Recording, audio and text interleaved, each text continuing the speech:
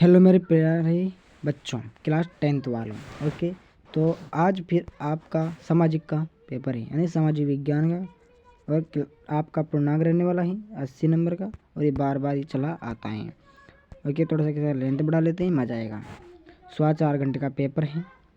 Okay, तो शुरू करते हैं हमारा प्रश्न पत्र, जो बहुत ही अच्छा रहने वाला है। पहला प्रश्न पत्र का, भारत में सन 1854 में कपड़ा मिल कहाँ लगी थी? तो बताओ भाई, कहाँ पर लगी थी? जिसको आता है कमेंट बॉक्स में अपने उत्तर बताते जाएं, और मैं भी यहाँ पर आपको बताता चलता हूँ। तो ये लगी थी बम्बई में। कहाँ लगी थी? बम्बई में। तो इसे बॉम्बे भी कहते हैं। क्या कहते हैं? बॉम्बे। दूसरा है, वह शब्द कौन सा है जो आमतौर पर एशिया के लिए इस्तेमाल किया जाता है?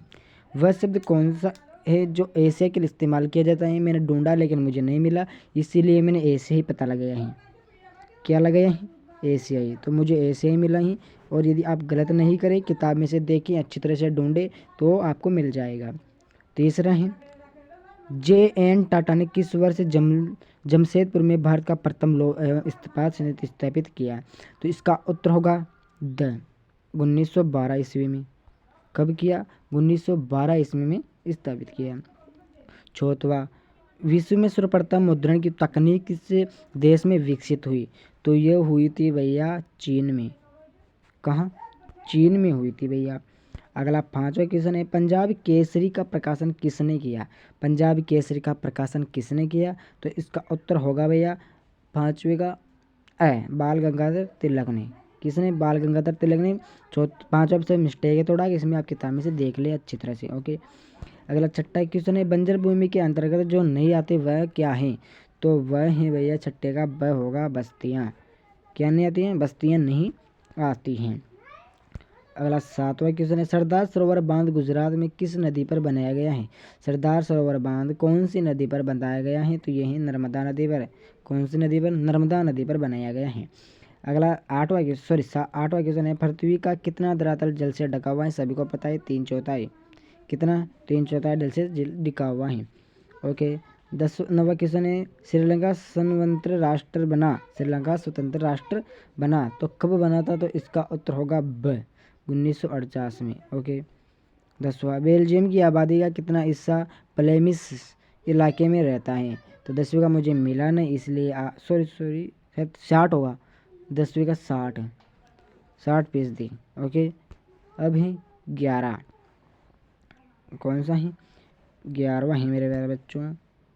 निम्न में से किस वर्ष राष्ट्रीय ग्रामीण रोजगार गारंटी अधिनियम लागू किया गया? तो 11वीं का उत्तर होगा 2008 में। कब किया गया? 2008 में। ओके, अगला है 12वां, अल्प बेरोजगारी मुख्यतः कहाँ पर पाई जाती है? तो कहाँ पाई जाती है? तो ये पाई जाती है भैया कृषि में। कहाँ पाई जाती है? कृषि में। 13वां है, वेतन छुट्टी का प्रावधान किस क्षेत्र में होता है? 1 मिनट 11वीं का उत्तर भाई ये नहीं होगा, ये होगा 2005। ओके, सब होगा।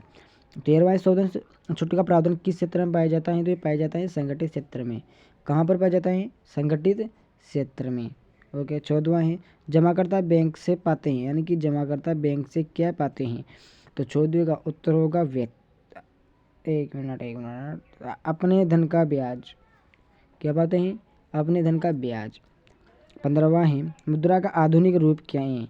तो मुद्रा का आधुनिक रूप है उपरोक्त सभी हैं भैया। कागज भी हैं। मुद्रा का आधुनिक रूप कागज मुद्रा है, चेक भी होता है, बैंक में एक्सचेंज भी होता है। ओके, अब आते हैं आपके पास रिक्त स्थान। ओके, तो रिक्त स्थान भाई मुझे मिला नहीं, इसलिए आपको करना है, और मैंने ज़्यादा ढूंढा भी नहीं। ओके, आपको मैं PDF दे दूंगा, वहीं से आप इसको कर लेना। तीसरा, एक साथ अनेक देशों में व्यवसाय करने वाली कंपनी क्या कहलाती है? क्या है? एक साथ अनेक देशों में व्यवसाय यानी व्यापार करने वाली कंपनी क्या कहलाती है? तो वो कहलाती है बहुराष्ट्रीय कंपनियां निगम। क्या कहलाती हैं? बहुराष्ट्रीय कंपनियां या कंपनी निगम। ओके, इसका उत्तर हो गया। अगला 4वां है, इंग्लैंड का लंदन शहर किस नाम से जाना जाता है? तो वो जाना जाता है लोडीनियम। किस? लोडीनियम। ओके, इसके नाम से जाना जाता है। अगला है 5वां है, एदो शहर को वर्तमान में किस नाम से जाना जाता है? एथेंस शहर को वर्तमान में किस नाम से जाना जाता है? तो उसे जाना जाता है टोक्यो। किस नाम से जाना जाता है भैया? टोक्यो। अगला छठा है, कपास की खेती के लिए उपयुक्त मानी जाने वाली मृदा, तो वो होगी काली। कौन सी भाई? काली मृदा होती है। अगला सातवां है, चूना पत्थर किस उद्योग का आधारभूत कच्चा माल है? चूना पत्थर किस उद्योग का आधारभूत कच्चा माल है? तो वह होगा सीमेंट उद्योग। कौन सा होगा? सीमेंट होगा। ओके। अगर आठवां, श्रीलंका की जनसंख्या कितनी है? तो भाई श्रीलंका की जनसंख्या 22.16 मिलियन है। कितनी है? 22.16 मिलियन होगा। नौवां है, सिंघली भाषा को श्रीलंका में राज्य भाषा कब घोषित किया गया? तो भाई इसका उत्तर होगा 1956। कब किया गया? 1956 में। अगला 10वां है, भारत में सार्वजनिक क्षेत्र का कोई एक उदाहरण दीजिए। तो भाई 10वां मुझे मिला नहीं, इसीलिए अब इसे करना है। 11वां है, ऋण की कोई एक शर्त बताओ। ऋण की कोई एक शर्त बताओ। तो ये होगा ब्याज दर, समवर्तक, ऋणाधार, आवश्यक कागजात और भुगतान। एक मिनट।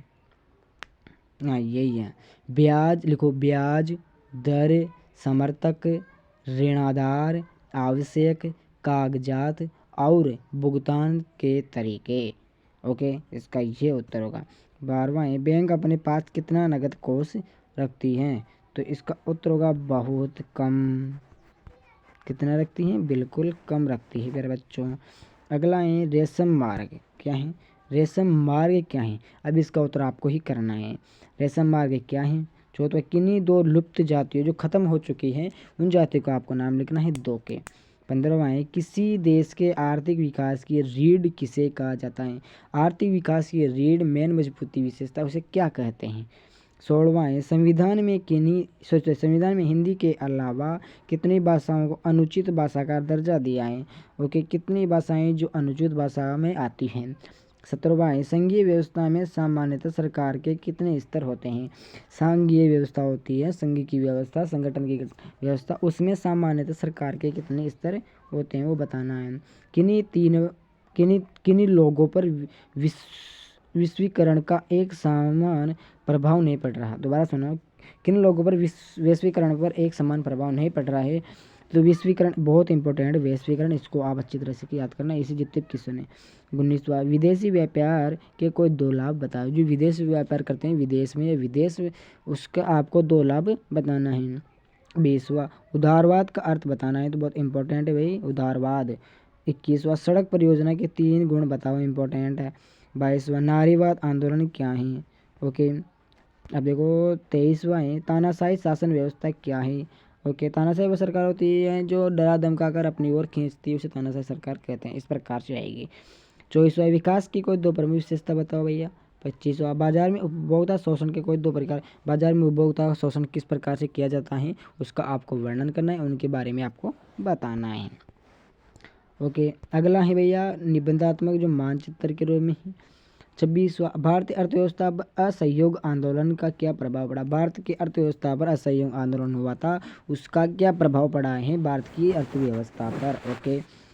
27वां, भारत के मानचित्र में गेहूं उत्पादक को दर्शाना है। जैसे पंजाब हो गया, हरियाणा हो गया, मध्य प्रदेश, राजस्थान, तो भैया इसमें सबसे ज़्यादा गेहूं उत्पादन होता है। अब चावल, तो इनमें चावल सबसे ज़्यादा होता है।